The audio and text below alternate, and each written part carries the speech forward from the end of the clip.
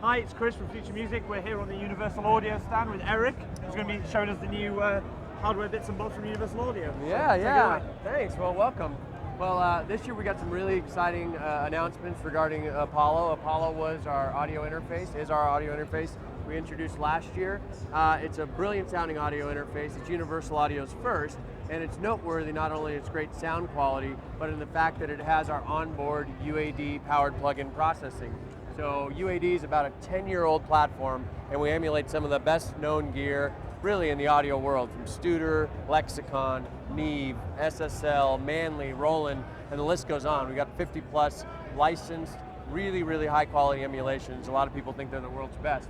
And so Apollo puts those right inside it, so with less than 2 milliseconds latency, those plugins can be used, tracking, ironically, in a really old school way where you can track through compressors or EQs or any of these great effects.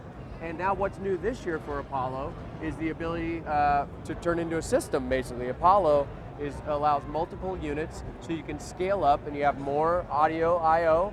You got up to 28 by 28 I/O, so you can record larger projects, and it also gives you double the processing. So if you had, for example, an Apollo quad processor, then you've got 2 quad processors. So you can run much bigger projects, and it really scales up and becomes a much more professional system. Additionally, with the addition of a Thunderbolt card, you can connect to yet more processing. So this starts to become a system in which you can record full-scale album quality, big productions with really a wide range of classic analog tones via our plugins.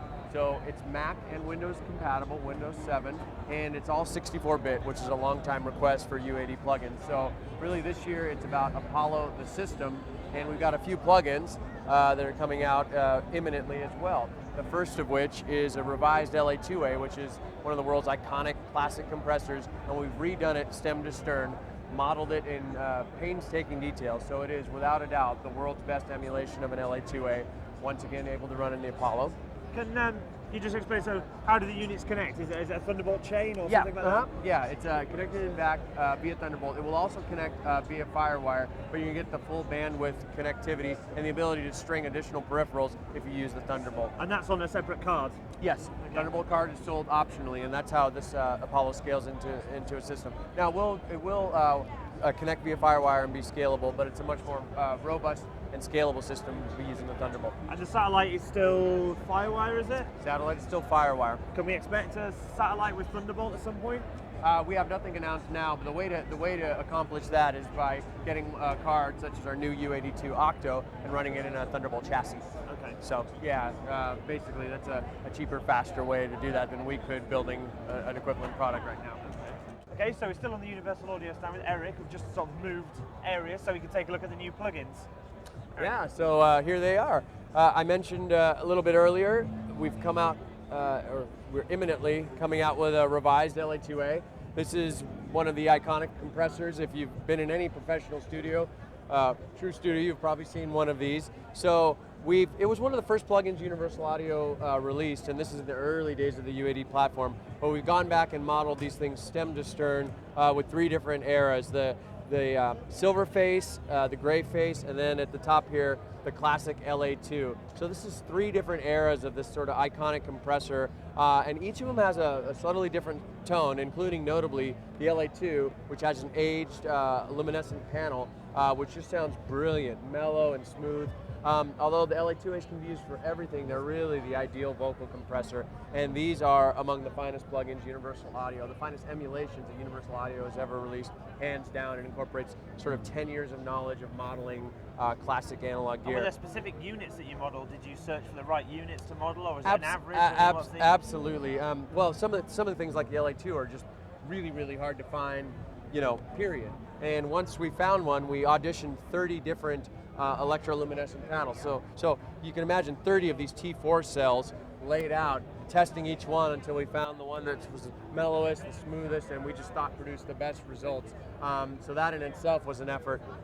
There was no corner cut in creating these. They are, without a doubt, the world's best LA2A emulations. So, and there's 3 eras there. So much like our 1176, which we just redid about May of 2011, we've taken it to the LA2, and we're really, really proud of these. These are coming out in mid-February is the expected date now.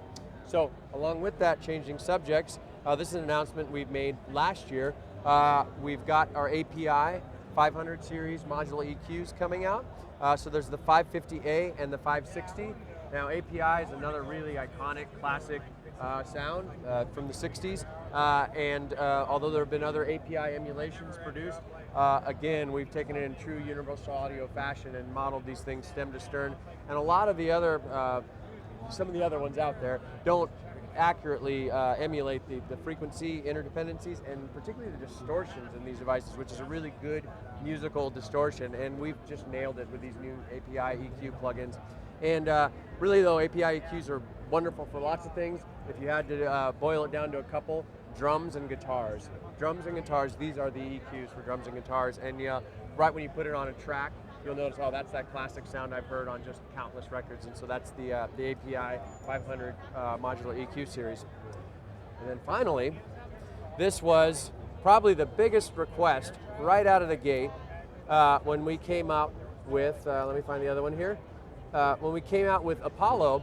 Apollo, like I said before, allows this sub 2 millisecond latency with UAD plugins. It's a brilliant thing. It's great for tracking through compressors or EQs and all the stuff in the library, but guitar and bass players basically screamed right off the bat, we need guitar amp modeling. We need something that can accurately emulate guitars, even just to sketch ideas. So we looked around and we went searching for what was the best partner in this category, and then we found Softtube with the widely regarded amp room series. So we've got a bass amp room here on the right, which looking at it here, you can kind of tell what that was modeled on with a movable mic.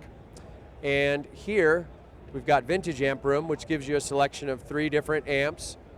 And again, you can drag the mic forward and back to produce different sounds, which is working the way an engineer would. So for a universal audio customer, especially an Apollo customer, kind of knows what they're doing, a more pro level user, they're going to really dive into these quickly and dig into these 3 sounds. And then finally, for those who like to rock out with their mouse out, we've got metal amp room here, and that's a really high gain thing. So it's a choice of 3 different amp room titles, and it can be purchased as a bundle.